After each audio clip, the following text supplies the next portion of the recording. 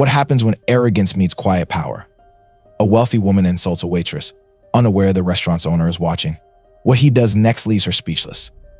This is a story about respect, humility, and a lesson money can't buy. The evening rush at Donovan's, a high-end San Diego restaurant, was in full swing. Crystal chandeliers cast a warm glow over polished tables adorned with white linen and silverware. Waiters moved with precision, balancing trays of impeccably plated meals.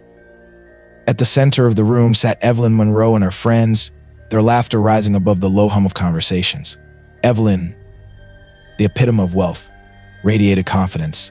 Her diamond necklace sparkled under the warm light as she sipped her wine, surveying the room with a critical eye. Across the room, Emily, a young waitress, worked tirelessly.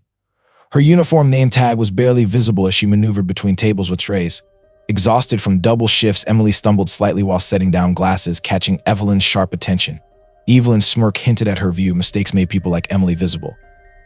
The evening turned tense when Emily served Evelyn's table, placing their entrees. She said politely, "Here you are, ladies. I hope you enjoy your meals." Evelyn inspected her dish with disdain. "Is this supposed to be medium rare? It looks overdone. And why did it take so long?" She snapped. Emily stammered an apology, but Evelyn interrupted, mocking her competence. Her friends exchanged amused glances, enjoying the spectacle. Emily flushed deeply but managed to retrieve the plate. As she walked away, Evelyn continued loudly, "Unbelievable. They hire anyone these days. She can't even carry a plate without looking like she'll drop it." Her friends laughed, while nearby diners exchanged uncomfortable glances. A man in a gray suit in the corner observed silently, his fingers tapping the edge of his glass. At the kitchen door, Emily hesitated, fighting tears. Though accustomed to rude customers, Evelyn's deliberate cruelty stung. Gathering her composure, Emily returned with a freshly prepared plate. Setting it down carefully, she said, "I hope this meets your expectations." Evelyn barely glanced at the dish. "I suppose it'll do," she said dismissively. "But next time, try to get it right the first time. And learn to carry yourself. You represent this place, and frankly, you're terrible at it." The room buzzed with quiet disapproval. Some diners whispered.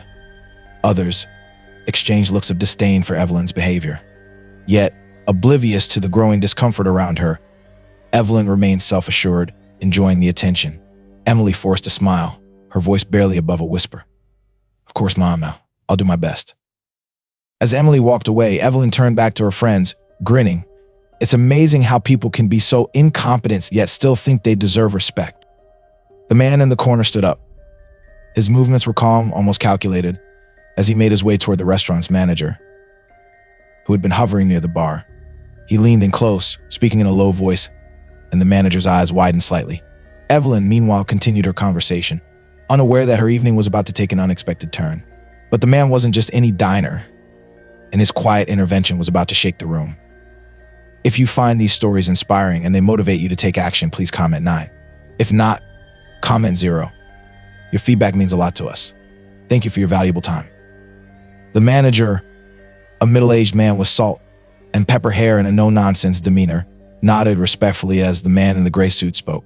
It was a quiet exchange, but those seated nearby noticed the subtle shift in the manager's expression from curiosity to something more serious. After the brief conversation, the man returned to his table, his steps deliberate and calm. Meanwhile, Evelyn had moved on to another topic, regaling her friends with stories of her recent vacation. "Oh, the meals were stunning," she said, twirling the stem of her wine glass.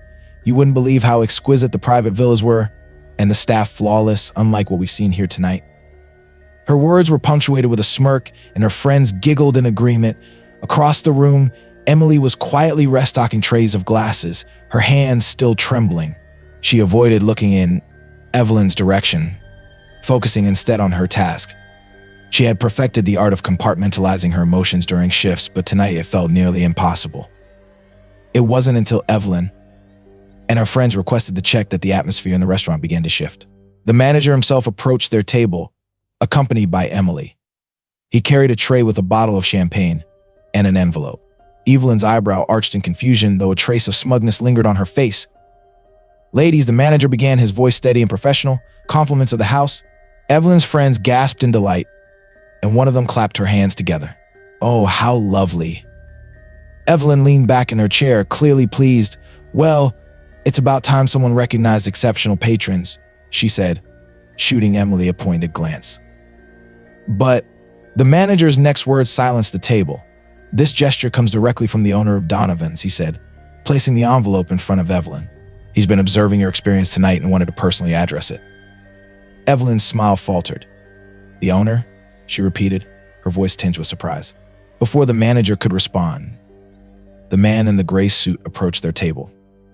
The room fell silent as diners turned to watch. He stood there, his posture relaxed but commanding, and offered a polite smile. "Yes, the owner," he said, his voice calm but firm. "My name is Charles Donovan, and this is my restaurant." Evelyn's jaw tightened, her cheeks flushing slightly. "Oh, Mr. Donovan, I didn't realize," she trailed off, clearly scrambling for words. Charles gestured toward Emily, who stood quietly to the side, her gaze fixed on the floor. "Emily here happens to be my niece," he said, his tone still even. "She's one of the hardest working people I know, and I take great pride in having her as part of my team." The color drained from Evelyn's face. Her friends exchanged uneasy glances, their earlier laughter replaced by an awkward silence. Charles didn't raise his voice, he didn't need to. "I couldn't help but overhear the way you spoke to her tonight," he continued. "And while I understand that mistakes happen, I believe there's a way to handle them with respect and kindness." Evelyn fumbled for a response, but before she could say anything, Charles leaned in slightly, his calm demeanor unyielding. "Money might buy you luxury, but it doesn't entitle you to belittle the work to provide it," he said, his words cutting through the silence like a knife. But his message wasn't just for Evelyn, it was for everyone in the room. The weight of it hung in the air. The room was utterly silent, every diner frozen in place, hanging on Charles's words. Evelyn, who moments ago radiated superiority, now sat stiffly, her confidence visibly shaken, her fingers fidgeted with the stem of her wine glass, her carefully composed demeanor crumbling under the weight of the moment. Charles straightened, his eyes sweeping over Evelyn's friends, then the rest of the restaurant. "Respect is the foundation of this establishment," he said. His voice resonated throughout the room. "Not just respect for the food we serve, but for the people who make it possible, the chefs, the servers, the dishwashers, every single one of them is integral to what you all enjoy here tonight." Evelyn opened her mouth as though to respond, but no words came. Instead, one of her friends shifted uncomfortably, breaking the tension. "I'm sure Evelyn didn't mean any harm," the woman offered weakly, her voice barely above a whisper. Charles tilted his head slightly, his gaze unflinching. "Perhaps not," he said, his tone measured. "But intent doesn't erase impact. Words have power, and when they're wielded carelessly, they can leave lasting damage." He turned to Emily, who had been standing off to the side, her face a mix of embarrassment and quiet gratitude. "Emily, you handled yourself with professionalism and grace tonight, even under unfair scrutiny. I want you to know how proud I am of you." Emily blinked back, tears nodding slightly. She didn't trust her voice enough to speak, but her gratitude was palpable. Charles then shifted his focus back to Evelyn. "Now, as for you," he said, his tone losing none of its civility, "I could ask you to leave and not return, but I believe there's a better lesson to be learned here." Evelyn's eyes widened slightly, and her friends exchanged worried glances. Charles gestured toward the champagne bottle the manager had brought over earlier. "This was meant to be a gesture of goodwill," he explained. "But instead, I'll be donating its value and your entire tab to a local organization that supports young women like Emily, who are working hard to build a better future for themselves." Murmurs rippled through the restaurant. Some diners nodded in approval. Others exchanged glances of surprise. Evelyn finally found her voice, though it wavered. "Mr. Donovan, I think this is a bit extreme. I didn't mean to." Charles held up a hand, silencing her gently but firmly. "This isn't about punishment, Mrs. Monroe. It's about accountability. And I hope this moment gives you an opportunity to reflect on the kind of legacy you want to leave behind." His words were calm, but they carried an undeniable weight. Evelyn looked down at her hands, avoiding his gaze. Her friend sat in uneasy silence, clearly unsure how to respond. Charles took a step back, addressing the room once more. "Let tonight serve as a reminder to us all," he said. "Kindness costs nothing, but it can mean everything. You never know what someone is carrying or who might be watching." The room erupted into soft applause. It wasn't raucous or dramatic, but it was genuine. Patrons nodded in agreement, some even smiling at Emily, as if to silently show their support. Evelyn, however, sat frozen in her seat, her earlier bravado reduced to silence. She wasn't used to being challenged, much less in public, and the experience left her visibly shaken. Charles turned back to Emily.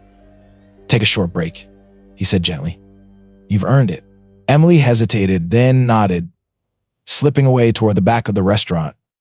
As she disappeared through the kitchen doors, her posture seemed a little straighter, her steps a little lighter. But the lesson didn't end there. The ripples of this moment would carry far beyond the walls of Donovan's. The evening at Donovan's slowly returned to its usual rhythm, but something had shifted in the air.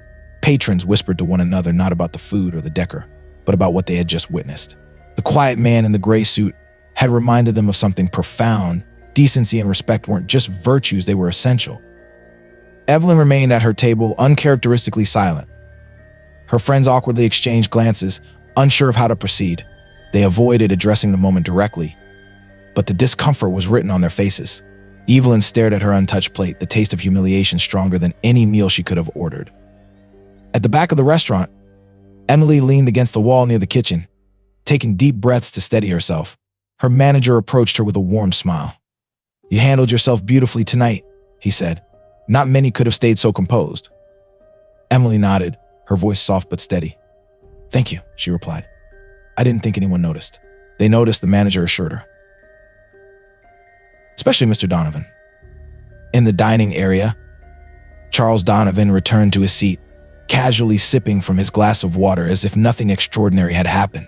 A few patrons passed by his table on their way out, offering polite nods or quiet words of appreciation. One diner, an older gentleman, stopped briefly. "You don't see people stand up like that often anymore," he said. "That was something special." Charles smiled faintly. "It wasn't about standing up.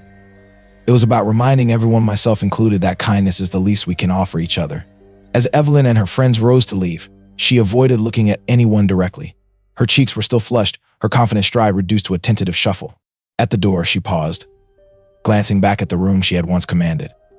For the first time, she seemed smaller, quieter, less sure of herself. The staff and diners didn't look at her with pity or disdain. Instead, there was a shared understanding, a collective hope that maybe, just maybe, she'd walk away from this moment a little different. Outside, the night air was crisp, and Evelyn paused on the sidewalk. Her friends tried to console her, offering platitudes that rang hollow, but she waved them off, saying she needed a moment. Meanwhile, inside Donovan's, Emily returned to the floor with a newfound confidence. She moved between tables, smiling warmly at patrons who now saw her not just as a waitress, but as a young woman with strength and dignity. The evening concluded quietly, but its impact lingered well beyond the restaurant's closing time. Some diners left more generous tips than usual, while others exchanged warm words with staff they might have previously overlooked. Evelyn, however, walked out changed, her perspective subtly but unmistakably altered. Charles remained by the window, watching as the final guest drifted away. There was no hint of triumph in his demeanor, only quiet contentment. A lesson had been conveyed, not with grand gestures, but through a simple, meaningful moment. In the end, life isn't defined by wealth, social standing, or influence. It's shaped by the way we treat others, whether strangers or acquaintances, regardless of their background or position. Small acts of kindness, respect, and compassion can make the world feel a little softer, a little brighter. If this story struck a chord with you, share it with someone who could use a reminder of the power of kindness. And don't forget to subscribe for more stories that inspire thoughtfulness and change.